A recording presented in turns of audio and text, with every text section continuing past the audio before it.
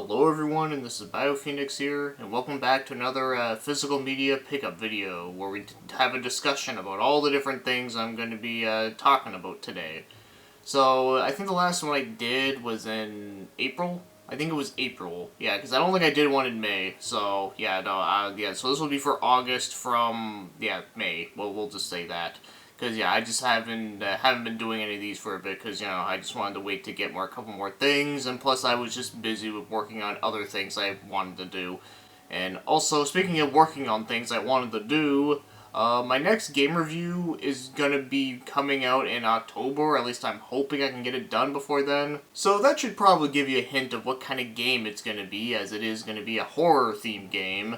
But, it's going to be one of those games that I'm taking my time playing because, there's a lot to undertake with it, and plus I don't want to, burn myself out. So I kind of need to pace myself while playing it and, using, the guides and walkthroughs and all that fun stuff. But, yeah, I just want to let you guys know real quick that, yes, I am currently working on it, but it's just going to take me some time. So, anyways, with that being said, so let's begin by talking about the video game. So, I mostly just got a bunch of Xbox stuff, since, that's really, the only thing I've been really collecting for, old physical media stuff lately. But this one right here is a game that I actually really love. In fact, I actually beat it for the first time a couple years ago, but with another version of the game, and that happens to be Castlevania Curse of Darkness. Yes, like I said, I actually beat the PS2 version through emulation, and I absolutely loved it. And because I never owned a copy of it, and it's on the Xbox, and, the game was actually still affordable, yeah, I decided to buy it because, I didn't own a copy of it, and it actually has, the manual and everything, which is cool. But, yes, yeah, like I said, I really like this game a lot. I actually think this is, the best 3D Castlevania game. I really like the gameplay a lot. It's very fun. I really like the level design is really good for the most part. The only thing, if I had to complain about anything about the game, is that the walking speed when you're trying to go through, the hallways just to get to, the door on the other side, sometimes I feel like that could make things a little bit slow, but despite that, though, the combat itself is just very fun. I love playing with the different familiars. A lot of, the bosses are great. All the, the music is just fantastic as always. Oh, man. Like I said, this game was just really fucking awesome, and I'm happy to actually own a copy of it now, since it is a game that, I actually do really like. Alright, so the next one we got here is actually a Koei game on the Xbox I didn't have, so I thought that was kind of cool, and that happens to be Winback 2 Project Poseidon. So, it is kind of ironic that I'm talking about this now, because a couple weeks ago, I actually did beat the first game on PS2, because, for those that didn't know, the N64 game, Winback, did get a PS2 version, and that version had, goofy voice acting and such. But, yeah, so this is the sequel, but this sequel, unfortunately, was not made by Omega Force, who were probably too busy making all the Dynasty Warrior games, but this one was instead made by Cavia, who has made a lot of weird, janky games like Bullet Witch, so, yeah.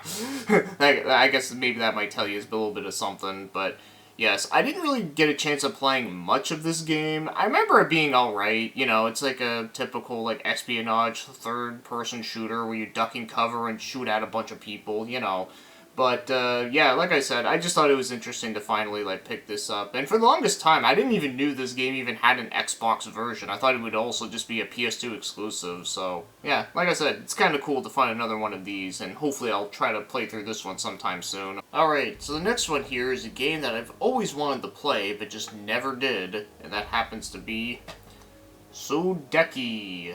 Yeah, so this is an RPG, which, the Xbox, didn't really get many of those, but it's a Western RPG that happens to look like a Japanese one with the art style and the direction and stuff.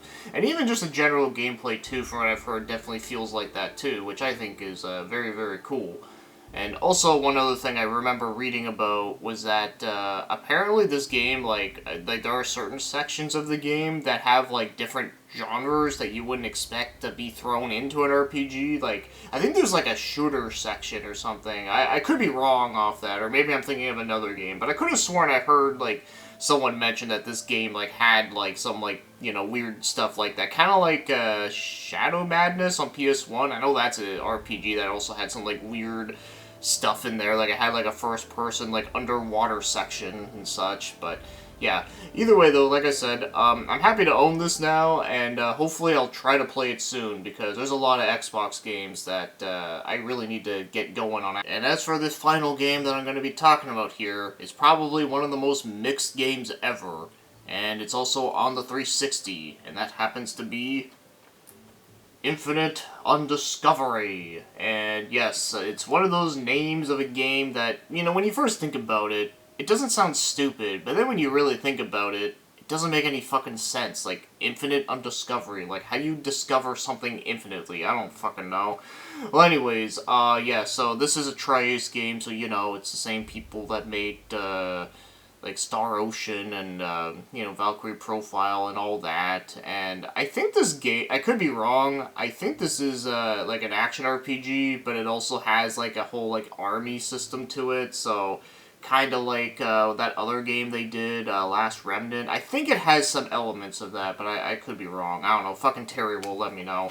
But yeah, this is a double disc game, which, you know, not that you didn't see that many 360 games have double discs like this, so it was kind of neat.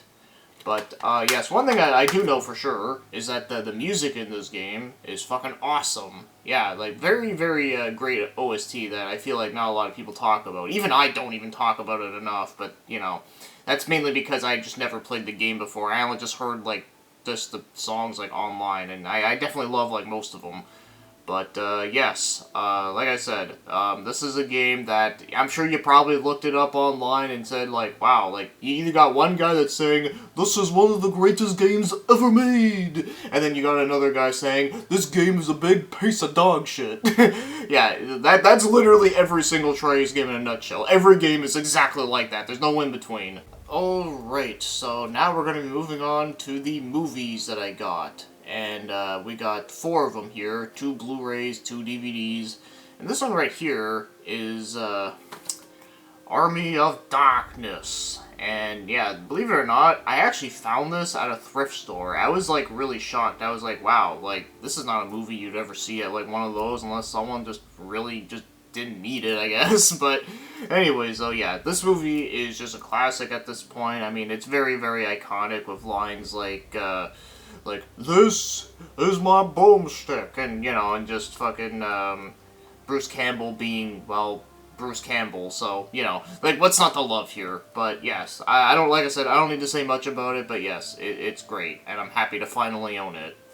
And the next one we have is, yet another, pretty iconic one, and that happens to be Fistful of Dollars with, Clint Eastwood. It's another one of his Western films, and definitely one of his more well-known ones, and, well, for a good reason, because it's great.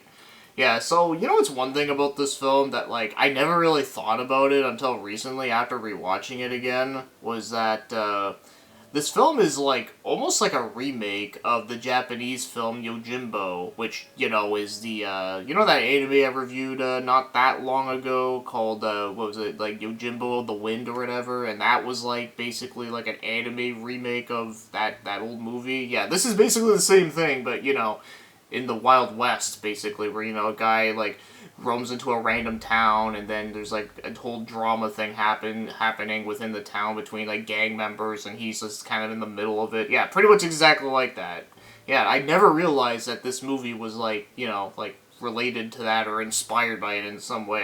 So I thought that was kind of cool, and kind of made me appreciate it a lot more. And the next one we got here is a very interesting film that I literally didn't know was a thing until recent times, and that happens to be Outland with Sean Connery. And yeah, not to be confused with Outlander, it's just Outland.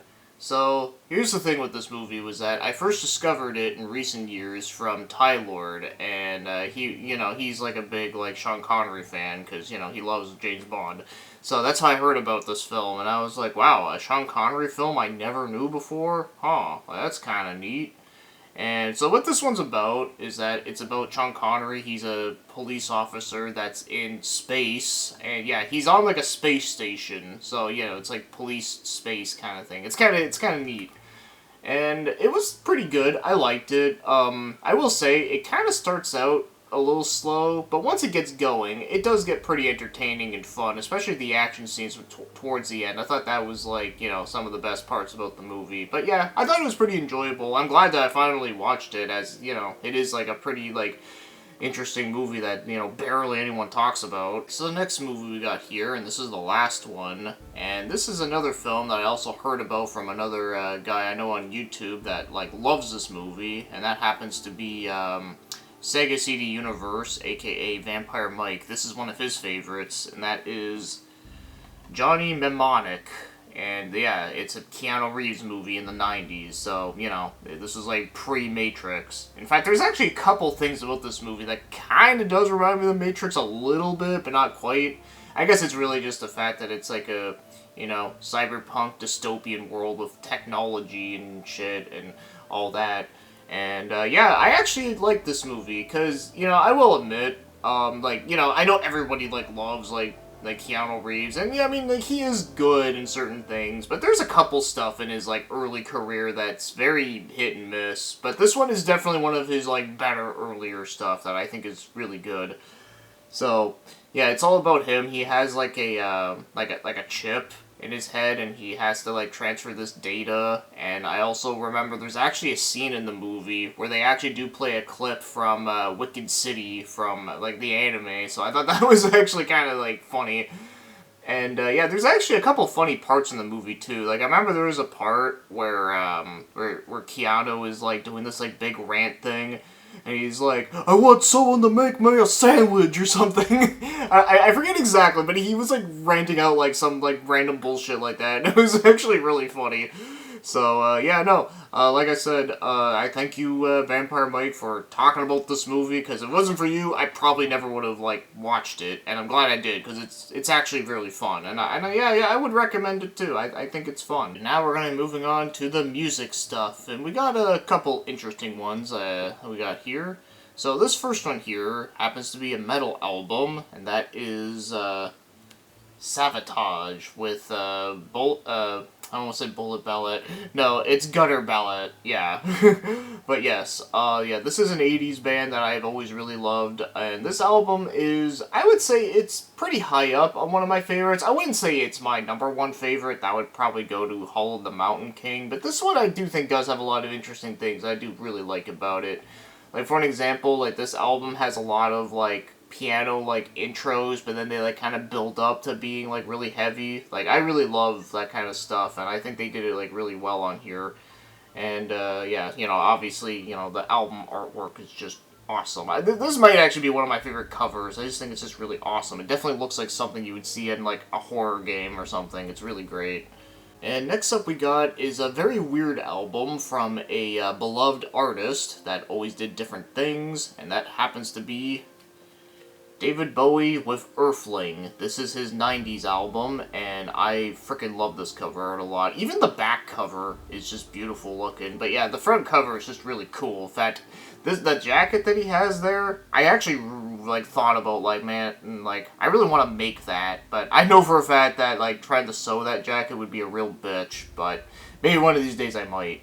But yeah, no, this yeah, no, this album is very cool and very different. I mean, I guess a lot of his albums are very different from one another, because, he was one of those guys that he would always change up his styles a lot, but he never, followed trends or anything like that, because this album is kind of a, electronic drum and bass, and I believe he also had, Trent Reznor from Nine Inch Nails help him out with it, too, so there's, a little bit of industrial vibe, too. But yeah, I actually really like this album. I wouldn't say it's my number one favorite or anything, but I think it's a very unique album that I definitely have appreciated over the years. One of his hit songs on here is Little Wonder, which I really like. And there's also songs like Dead Man Walking, Telling Lies, and then there's one song with a funny name called I'm Afraid of Americans. So I thought that was kind of funny, but it's actually a good song though.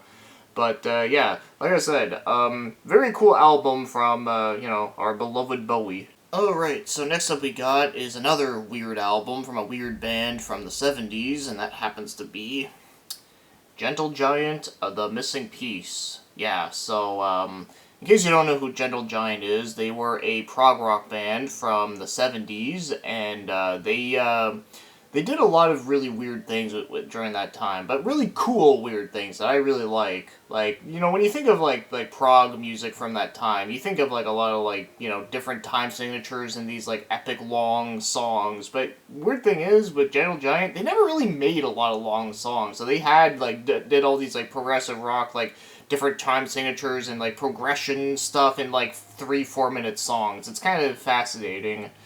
And yeah, like Missing Piece is one of those albums from them that I think is very underrated. Like a lot of people that love Gentle Giant, they usually think this album's like it's good, but it's just not like, you know, top shelf stuff, which I totally get. But I do think this album is still very enjoyable and very fun. For one song is 2 Weeks in Spain. I think is just very catchy. And there's Who Do You Think You Are and Winning. Yeah, no, there's some good stuff on here that I really like. Also, this is the deluxe edition, which, you know, comes with like some Blu-ray stuff and other extras. But yeah, I wasn't planning on getting the deluxe edition. It was just there, and you know, it's an album I didn't own before, so I figured, fuck it, why not? And you know, I actually do kind of like the green coverness. I think it's kind of neat. Alright, and the next one we got here is an interesting one because the album cover is kind of misleading to like how you think it's gonna sound, and especially with the name too. So that happens to be Lucifer. Yeah, the band is called Lucifer, and this is their fourth album because all their albums are like, you know, 1, 2, 3, 4, and so on. Yeah, so with a cover like that, hopefully you can see it well. You would think this is gonna be like some like dark like doom metal or you know, death metal or even black metal or something crazy like that, but no, believe it or not, this is really just like hard rock and just maybe traditional metal. So yeah, it's kind of funny like that. I guess it's kind of like with Molly Hatchet, where like they're like a southern like rock band, but yet their album covers always looked like something that would belong on like a metal album cover, which is like awesome. But yeah, so anyways, oh yeah, so this is a heavy rock band with a female lead singing, and a lot of their lyrics definitely do sound like the sinister dark stuff, but they're like very like catchy and upbeat with some like heavy riffs. Yeah, it's really really good. Like one song I would recommend listening to on here like is their one single. It's called Crucifix, I'll Burn For You. That is just a fantastic song. Like if I had to pick like one song to listen to off this album, I would say that one. Like that's like definitely their most catchiest song to me, and I absolutely love it. And this is one of those bands that are like newer, and I think definitely do deserve some attention. And the next one we got here happens to be Unleash the Archers with the album Apex, which has nothing to do with Apex Legends, by the way. But, yeah, pretty cool cover. I kind of like the scenery there. But, yeah, with a name like Unleash the Archers, yes, it is a power metal band, which, you know, I love power metal, including the cheesy ones. I do like some cheesiness to it, but I don't think this one has that much cheesiness, though. So, yeah, this is a, you know, fast-paced, lots of, like, long songs, too, and it also has another female lead singing, who I think also sounds really great. And with songs like Awakening, Shadow Guide, The Matriarch, False Walls, Apex, like, yeah, there's a lot of, like, great songs on here that I would recommend for sure. And also, this was the last album that I fully listened to before recording this video, and yeah, it's great. I really love it. In fact, I really need to listen to their other stuff, because I think I only heard, like, this and, like, one other album from them, and they got a couple, so yeah, it's one of these bands that I have to listen to more, but even with just this, though, like, I love this. Alright, so that's for the final two albums we got here. So this is a very interesting discovery I made. So one day I went to one of the thrift stores around, and I would check their CD section, which I don't really check it very often just because it's always just a lot of fucking junk in them. But I actually did found two albums that did caught my interest, and what they were is that they were albums from Hong Kong, which, you know, whenever you see like albums like that, I get intrigued, because, you know, like they're probably like really hard to find like elsewhere. So I picked them up, and I will put some, like, little subtitles there of what their names. Okay, well, maybe this one I can say the name of it, but the other girl I definitely won't be able to. So this one right here is, Vivian Leigh. Really like that cover. You can definitely tell that's a 90s album just from that cover, and I kind of like it. And then this one, like I said, this is the girl that unfortunately I don't remember what her name is off the top of my head, but I'll put it somewhere there. But as again, you know, it's kind of a neat little cover. Even the image of her in the back is kind of nice too. But, so yeah, I listened to both of these, and by the way, I tried looking for this shit on YouTube, I could not. So, yeah, these are, like, shit that's very, very hard to find. And I will tell you all that, when I listened to this album, I thought it was okay. It wasn't bad, but it's, like, very, very ballad-heavy, and a lot of it was just not very memorable to me, but... You know, like, it was, like, okay. Yeah, you know, like I paid, like, what, like, $1.50? Like, I'm not gonna complain that much. But this album, however, I actually really like this album. Like, this was, like, I hate to use the word hidden gem, but honestly, it kind of was. Like, this was something, like, it exceeded my expectations. Like, there is a lot, like, as again, like, it does have a lot of ballads on it, but there's a lot of, like, non-ballads that are, like, really good.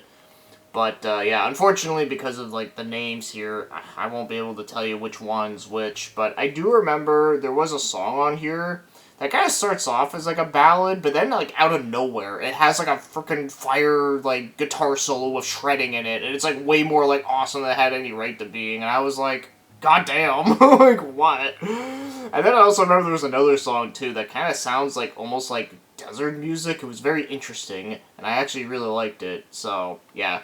Like I said, this is one that if you're able to, like, find it, or if it's, like, on YouTube somehow, like, I would actually recommend this one. Alright, and before I move on to the manga and books section, I do want to quickly mention that I did make a new channel that's dedicated towards manga and books, and that happens to be the Xanadu Castle. I'll link it in the description in case you're curious, but yeah, I wanted to make a new channel that's just dedicated towards that, as I do feel like it's just one of those things that's just way too different from video games. But I'll still talk about the books and manga on this channel, just because I don't feel like having to just make a whole new book haul video on the other one. But yeah, just wanted to mention that I made a whole new channel dedicated towards this stuff. And we'll see how active I am going to be on there, as I know I did say earlier in the video that, yeah, I'm going to be pretty busy with, like, one big video on this one. But most of the ideas I do have for the book channel, though, are not hard at all, so I should be able to knock them out of the park soon. So with that out of the way, let's talk about some manga. So this is a little bit of what I got here. So the first one here is Space Battleship Yamato from Leiji Matsumoto.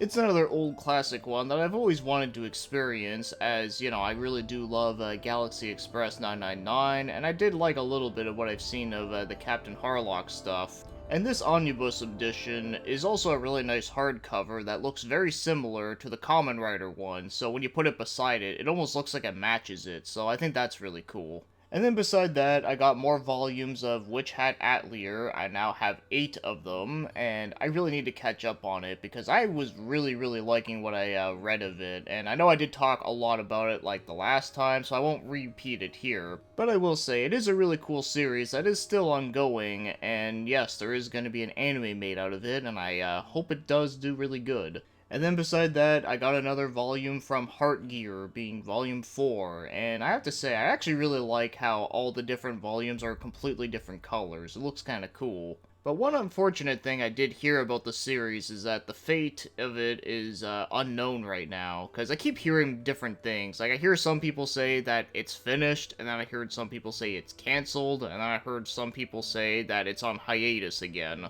So I have no idea what's going on with that, but if it did finish though, I hope it did end on a decent note, as it would suck if it did end on like an abrupt ending or some shit, because from what I read of it, it was actually pretty cool and fun. And as for the final manga that I got here, happens to be a big one, and that happens to be Battle Angel, the complete hardcover set. And I'm glad to finally own this, as I've been wanting it for a while, but I just didn't feel like paying over $200 for it, so I ended up finding someone selling it used, and it was in good condition, at least the books are. The box outside, though, unfortunately does have some wear and tear, but, you know, that's not a big deal for me. But yes, my only experience with this whole series is that I've watched the original anime OVA, which I thought was really cool, even though it did feel a little bit rushed at parts, but it was still very entertaining to watch, and the animation was just really awesome. And then the live-action movie was also surprisingly really damn good. So now I finally get to read the original source, and I will hopefully try to get around to it soon. And next up, we got ourselves some novels, and the first one we're going to talk about here is Fires of Eden from Dan Simmons, an author that I really love a lot. And this book takes place in the same series as Summer of Night, where it stars one of the characters within that book, but this time he goes to a tropical island, and that island is owned by a entrepreneur that totally does not have blonde hair. Yeah, when I heard that he was based after him, I just thought it was really funny.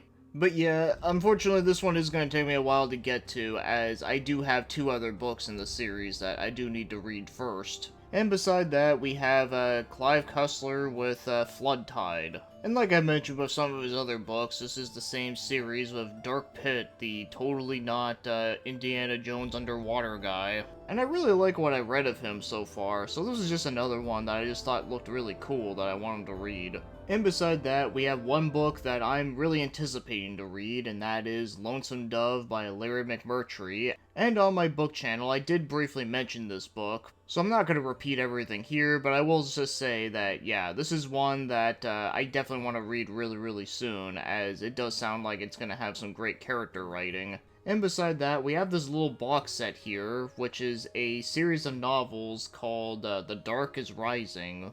And this is a really old young adult fantasy series that I actually used to read in like 5th and 6th grade. And I really just wanted this because, well, you know, it was kind of nostalgic to me. And plus I was actually curious to see if they would still hold up. Also, I have to say too, but the cover art for Silver on the Tree, the final book of the series, I always thought was like really badass looking. Alright, almost done. So, I ended up getting more books in the Rhapsody series, and I actually did found another copy of the first book that was in way better condition, but, you know, I'm not gonna just show it off again, so I'm just gonna show you book 3 and book 4. Unfortunately, I still need to get book 2, but it'll come eventually. But yes, like I've said before, I really love these cover arts for these books. They just look really awesome, and they really don't make fantasy books look like this anymore. And I finally found the second book in Eric von Lustbader's fantasy series, being The Veil of a Thousand Tears. The first book being The Ring of Five Dragons, which I still need to read. But yeah, it's just another cool looking fantasy book that I hope I will get around to eventually. But one other thing that I thought was kind of amusing was that this was actually an ex-library copy, and if you actually look at the spine, there's like a dragon sticker that says fantasy, and I actually thought it was kind of cute. Normally I don't really like having stickers on my books, but for this one rare moment, I think I'm gonna leave it on there, as I do remember there was a library near my old place that I grew up that also used to have these exact stickers, so it's kind of nostalgic. Alright, so that's everything for this video, so as always, if there's anything here that caught your interest, or anything you discovered new, or anything that you have any discussion to add in with anything at all, feel free to do so. So as always, thanks for watching and commenting, and have yourselves a great day.